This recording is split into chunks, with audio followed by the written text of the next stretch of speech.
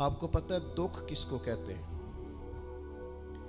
دکھ کی تعریف درویش یہ کرتے ہیں کہ ہماری مرضی اور ہے اور رب کا ارادہ کرم اور ہے، اس کا نام دکھ ہے۔ سکھ کیا ہے کہ ہماری بھی وہی مرضی ہے جو ہمارے رب کی مرضی ہے۔ اگر مالک کریم کا ارادہ کرم یہ ہے کہ لاکھوں کروڑوں مل جائیں تو الحمدللہ، اور اگر اس کا ارادہ کرم یہ ہے کہ ایک وقت روٹی ملے ایک وقت فاقہ ہو تو الحمدللہ۔ اللہ کے فیصلوں پر راضی رہنا۔ ڈھیر سارے لوگ دنیا میں ملتے ہیں جو کہتے ہیں جی مجھے یہ پریشانی ہے، میں سب طبیبوں حکیموں کے پاس گیا، پھر میں آستانوں درباروں مزاروں پہ بھی حاضر ہوا، اس کے بعد میں نے بڑے بڑے دانشوروں سے مشاورت کی، لیکن میرا یہ مسئلہ حل نہیں ہوتا۔ تو کیا ہوتا ہے پھر وہ انزائٹی کا، ڈپریشن کا، ٹینشن کا، ذہنی تناؤ کا شکار ہونے لگتے ہیں۔ یاد رکھیے گا کہ اگر سارے ڈاکٹروں، طبیبوں، حکیموں، دعاؤں، التجاؤں کے بعد بھی مسئلہ حل نہیں نہ ہو رہا، تو پھر معنی یہ ہے کہ رب کی رضا یہی ہے کہ جو کرم سے اس نے فیصلہ کر دیا ہم بھی اس فیصلے پہ راضی ہو رہے ہیں۔ بے چینی اور اضطراب یہ ہے کہ اللہ کا فیصلہ کچھ اور ہے اور ہماری جد و جہد کچھ اور ہے، اس سے ذہنی اضطراب اور تناؤ پیدا ہوتا ہے، اس سے طبیعتیں بے چین اور بے قرار ہوتی ہیں۔ امام علی مقام رضی اللہ تعالیٰ عنہ کی زندگی یہ ہے، اس کو سمجھیے گا کہ جس طرح قرآن مجید نے حضرت یوسف علیہ السلام کے واقعہ کو احسن القصص کہا ہے نا، قصوں میں سے سونا قصہ، خوبصورت داستان جناب یوسف کی، اور داستان یہ ہے کہ کبھی وہ باپ کے سب سے زیادہ لاڈلے ہیں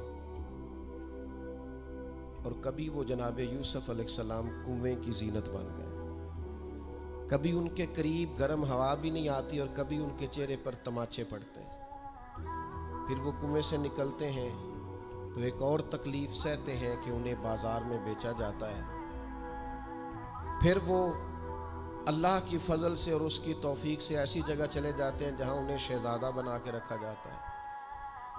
کچھ زندگی بڑی آسودگی اور آسانی کی طرف بڑھنے لگتی ہے کہ پھر ایک فیصلہ کرم ہوتا ہے کہ جناب یوسف کو جیل میں جانا ہے، تو وہ کسی جگہ شکوہ نہیں کرتے، وہ کنویں میں جاتے ہیں تو پھر بھی اللہ کی رضا پہ راضی ہیں، وہ شہزادے بنتے ہیں تو پھر بھی اللہ کی رضا پہ راضی ہیں، وہ دوبارہ جیل میں ڈال دیے جاتے ہیں تو پھر بھی اللہ کی رضا پہ راضی ہیں۔ پھر اللہ کا فیصلہ ہوتا ہے کہ جس ملک کے وہ قیدی تھے نا، رب اسی ملک کا انہیں بادشاہ بنا دیتا ہے۔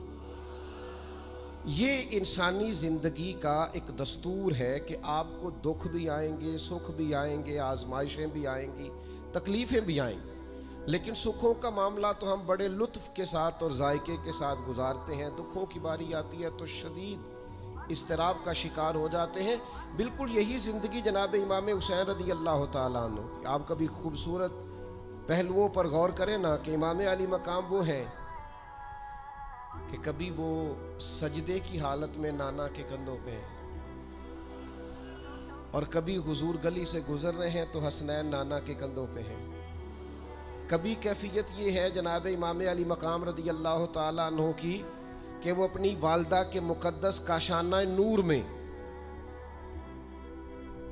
خاتون جنت کی گود میں کھیل رہے ہیں، کبھی مولا علی شیر خدا رضی اللہ تعالیٰ عنہ کی مقدس باہوں میں جھول رہے ہیں۔ یہ سارے نظارے انہوں نے دیکھے، لیکن پھر وہی حسین ابن علی تھے انہوں نے کربلا کا خشک میدان بھی دیکھا، انہوں نے وہ چٹیل پہاڑ بھی دیکھے، حق کے رستے میں اپنی اولاد کا قربان ہونا بھی دیکھا۔ کسی جگہ شکوہ نہیں کرتے، بلکہ وہ کہتے ہیں جس حال میں میرا رب رکھے میں اسی حال میں راضی ہوں۔ ہمارے ہاں یہ ہوتا ہے کہ ہم سکھوں کو تو یاد ہی نہیں رکھتے، ہمیں صرف تکلیفیں یاد رہتی ہیں، صرف آزمائشوں کو یاد رکھتے ہیں، مثبت پہلوؤں کو نہیں سوچتے۔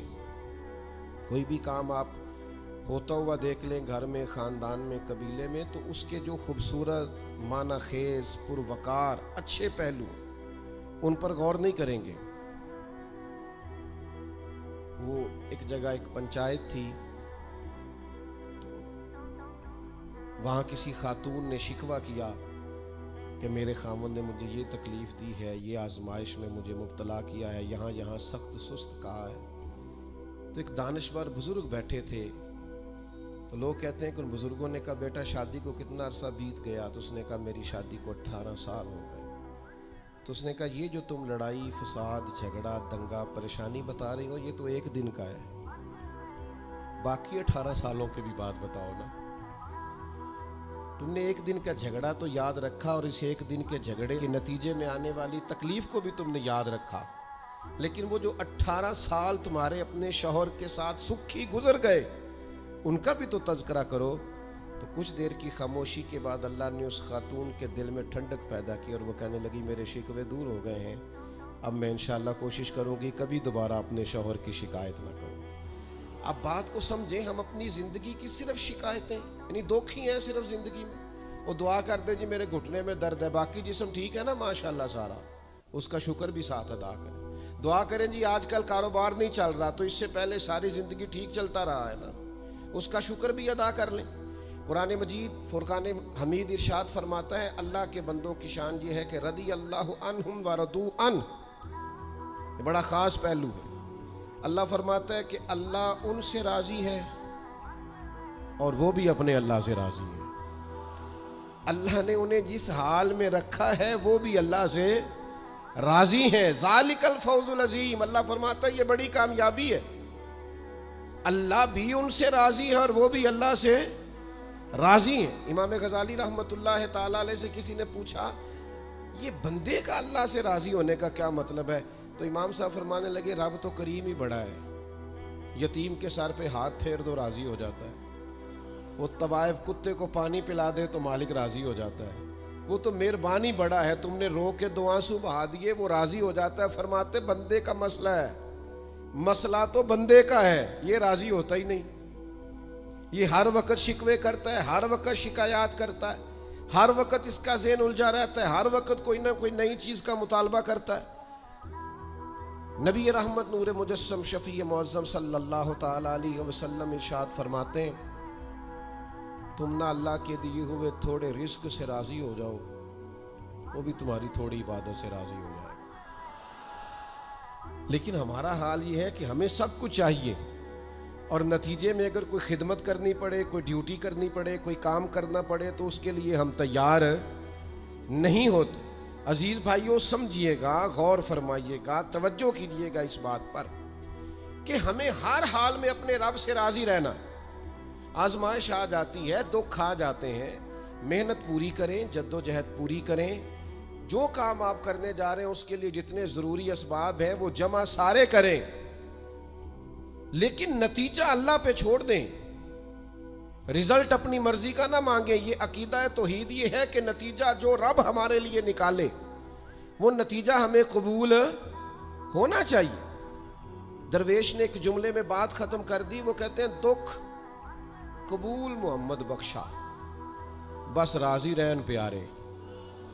اگر پیارے راضی ہیں دکھ دینے میں تو پھر ہمیں یہ دکھ قبول ہے، اور کئی دفعہ قبول ہے۔